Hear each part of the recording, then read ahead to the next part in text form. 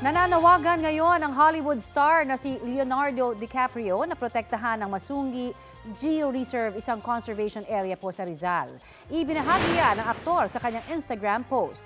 Anya, may banta sa Masungi Geo-Reserve dahil posible raw i-cancel ng Department of Environment and Natural Resources o DENR ang kasunduang protektahan ang lugar mula sa land grabbing.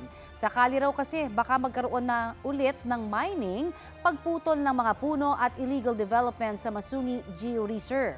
Sabi naman ng DENR, walang exempted sa batas. Git nila, labag pa rin sa ating batas ang paniningil sa publiko ng mga resort venue sa lugar. Patuloy ang investigasyon ng ahensya at ng Kongreso sa joint venture agreements at supplemental agreements para sa housing ng gobyerno sa Masungi Geo-Reserve. Sabi naman mismo ng Masungi Geo-Reserve Foundation na hindi sila resort. Registered daw sila bilang non-profit organization.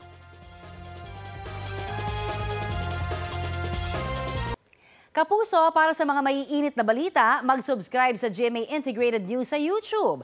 Sa mga kapuso naman abroad, subaybayan nyo kami sa GMA Pinoy TV at sa www.gmanews.tv.